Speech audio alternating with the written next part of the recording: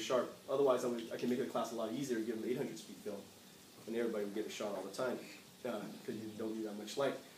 Okay, so that first of all dictates the ISO setting. Now, if you really don't care, people like to put on automatic, let the camera decide. When you shoot outdoors and there's plenty of light, 100, 200, 300 is great. Okay, I normally shoot 400 indoors and outdoors when I'm shooting weddings because I get kind of lazy to go back and forth. And nowadays, people are not blowing up pictures so large anymore. You know, that I have to worry about the noise level. Stuff on the computer screen, you won't even see the noise level at all, really. So it all depends on what you're trying to do, okay, for convenience-wise. You can get a good picture indoors at 400? You can if you know how to bounce light. So in other words, I can use a flash on my camera. But if I know how to balance the flash instead of using it direct all the time. So let's say I'm shooting it here indoor. And I can do a little demo on it in a second. And let's say I have it on 400 shutter speed. Now, typically I would shoot, most people would shoot this way. Okay, Yeah. I'll take a picture of you. Okay, you'll come out pretty bright. Background's pretty bright because the light will hit the background, but it won't look natural. Right. If I look at my environment and I know where to bounce light, I can bounce light sideways. I can bounce lights back here.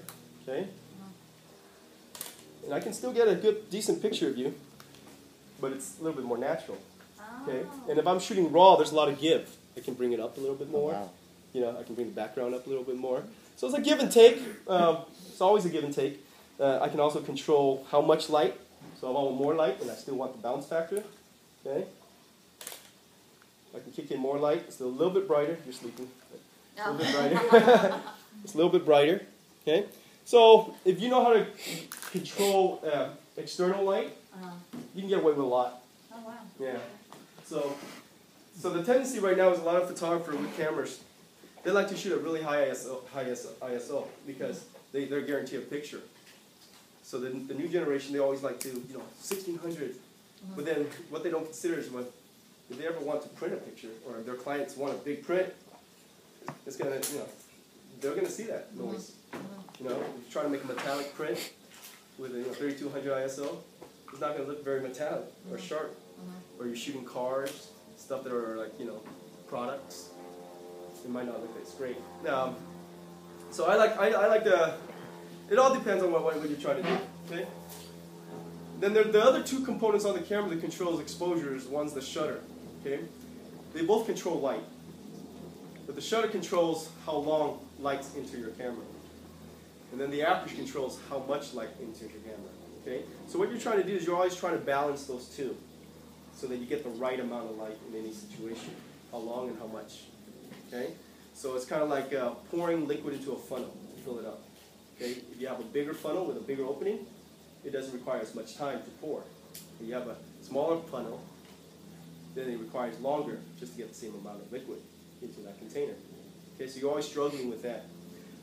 What dictates your decision? Well, the shutter controls how long light enters your camera, but it also controls motion. Okay, so for example, if something is moving and I want to freeze it in time, and that's my main priority, then my mindset will be on shutter priority. I would think about shutter first. So if the bride's walking down the aisle in a cathedral, for me, the most important thing is she is sharp when she's walking down. She doesn't look like this ghost, right? So shutter priority is most important. Then everything else I have to accommodate just to get the amount of light. I maybe need to kick up my flash, maybe I need to open up my lens all the way. Okay, I don't care about the background being kind of blurred out. But if I want that blur factor, then maybe I should have slow shutter speed. So I'll demonstrate that in a second. But if I'm outside doing portraits of someone, maybe a modeling shoot, and I want to blur this background out so that the model stands out. And we call that, what do they call it? Bokeh now? Bokeh? You ever heard that term? No. Bokeh? It's a new term. It's pretty new. It's a Japanese word meaning blur background or something like that. So a lot of people are buying really expensive lenses that opens up to like 1.8 really wide aperture opening just to get that super blur factor. Okay, I'll show you that in a second.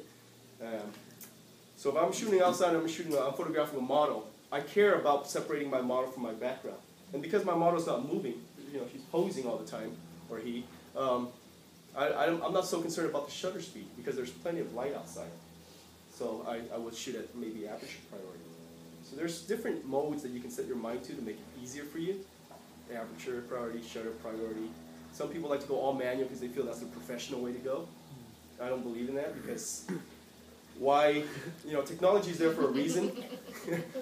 Technology is there for a reason. And they spend millions and millions of dollars to make it easier for you. So shooting AV mode or TV mode, that's like semi-automatic. You do part of the thinking and let the computer and the camera do the rest. Okay? You still get what you want because all it's trying to do is trying to get the right light for you. Okay? So I recommend that over like all manual. All manual means you have to fiddle with a lot of things. You have to think about shutter, you have to think about aperture, you have to think about make sure your light meter is right in the middle. Okay? You have to think about maybe you need to overexpose if you're shooting against the light. All these factors come into play. It's too many factors. By then you'll miss the moment. Now if you're doing fine art photography and you're out there all day long, then that's great. Okay? But with this day and age, make it easier on yourself and you'll still get the quality. Okay? Nobody's going to go through your Megadata and see if you're shooting manual or AV or I do for my students just to make sure they're listening.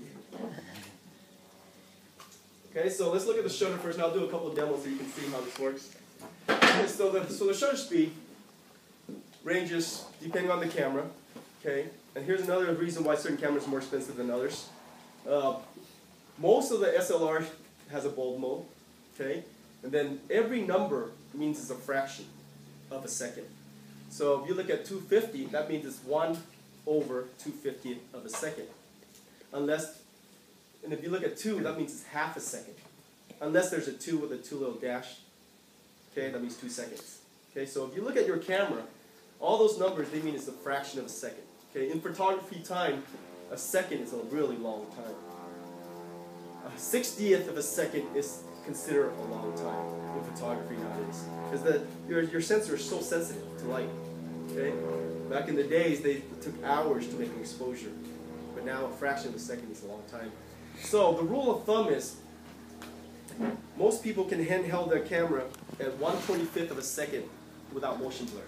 So in other words, when my camera is on and I'm shooting, my hand vibration, and if I shoot 1/25th of a second, that is fast enough that the vibration will show up. Okay? Now, you can challenge that and go even lower, 60th of a second. For some people, they can still do it, okay, because their hand is really still. But then you also have to take into consideration if your subject is moving or not. Okay, if your subject is frozen, then you don't have to worry about that. If your subject's moving, that number, that changes too. Because not only your hand's shaking, but your subject is moving. Okay, so I'm going to do something real quick in a second. So the rule of thumb is for beginning photo students, I always tell them, okay, just shoot at 1/25th. That way at least you're guaranteed with sharp pictures. Okay? Then as you get, hey John, how you doing? Pretty good. John. And as you get more advanced, you can start shooting at slower shutter speed. Okay? Or you can start, manipulating the shutter to what you want. Okay? Now there's a couple of, so the question is, how come how do those landscape photographers always get those shots, and why do they always have to carry a tripod around? Why can't they just shoot, higher than 1/25th of a second? Okay, so all landscape photographers always have tripods. Because they're always, to them, the shutter is not the most important thing. To them, their aperture is most important because they want everything sharp. Okay? So they don't care about what the shutter drops or will go. They always have it on a tripod. So they never have to worry about that blur factor from their hand shaking. Sometimes when you shoot at night, there's no way you can hand hold the camera at a second. Okay? So I'll do a quick demo just so you can see how that works. How you doing, John? Very good. This is John Lee. He's was my former student. How long ago, John? About 4 or 5 years ago, and now he's doing weddings, and he helps out with the school a lot. So he's one of Twan's sidekick in engagement photography. Okay. All right. So what I'm gonna do is we're gonna turn on the light. John, can you stand by the light? I'm gonna have to turn on and off, just so you see the different shutter speed and how it works. Okay. I'm gonna shoot this without a flash. I'm gonna crank my ISO up a little bit higher, just for the sake that we have enough light so I can do